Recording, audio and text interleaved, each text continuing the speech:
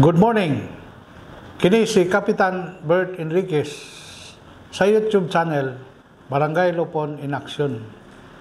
Karon nga episode atong hisgutan ang topic, what happened if the respondent willfully refuse to appear sa hearing nga gipatawag sa punong barangay.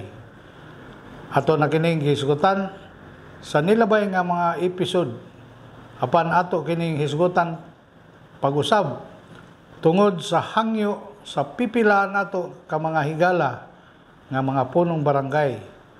Gusto nilang masayran kung unsay angay buhaton sa respondent nga dili mo tambong sa mediation proceedings nga gidumala sa punong barangay.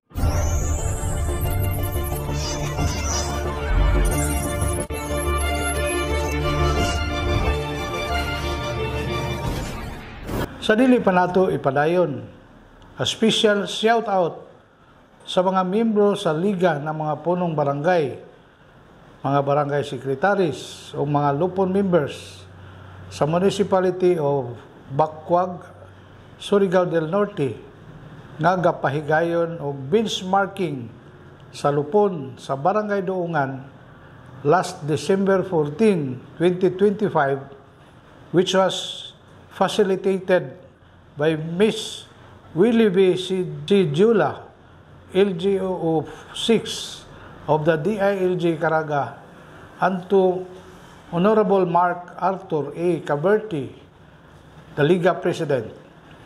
The Local Government Code of 1991, particularly Section 515, gahatag kini og mga pamaagi aron madisiplina ang respondent nga dili irespeto ang pagpatawag sa barangay pinagi sa sumon.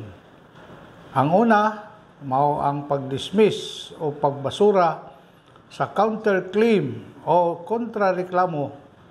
Kinahanglan nga kini ma-record sa minutes of proceedings sa lupon secretary as proof o pagmatuod nga wala mitambong ang respondent.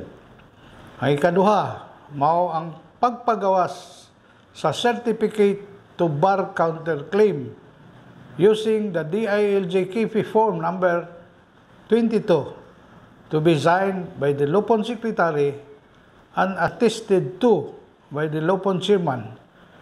Nga pasabot kini nga mapugngan ang respondent sa pagsang-at sa kontrareklamo ngadto sa korte o sa bisan asa nga buhatan sa gobyerno. Ang ikatulo mao ang paghangyo sa korte nga mapagawas ang order for indirect contempt of court diin pwedeng masilutan ang respondent sa pagkabilanggo o pagbayad sa multa. Ug ang ikaupat mao ang pag-constitute sa pangkat nga mao na usab ang muhusay sa reklamo.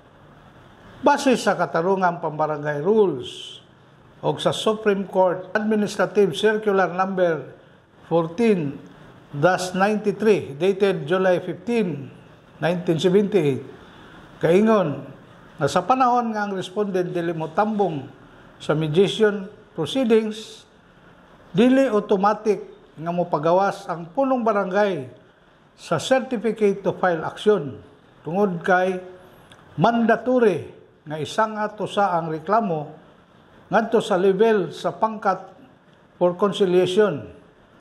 Dugang paniini ang KP rules gapahinumdom sa mga punong barangay nga dili usa maghimo sa mga lakang pagdisiplina sa respondent kung kini dili mahatagan sa higayon sa pag-explain sa unsa ang mga rason o mga hinungdan nganong wala siya nitambong sa panahon sa paghusay o paghatab usab sa mga rason nganong dili siya masilutan.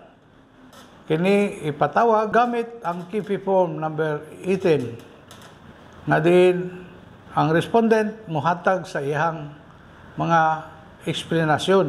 Ang tumong og tuyo nga atong ipatawag ang respondent o sa tinguha nga matagan siya sa gitawag nga due process of law o hustong proseso pagpatuman sa balaod sa katarungan pambarangay.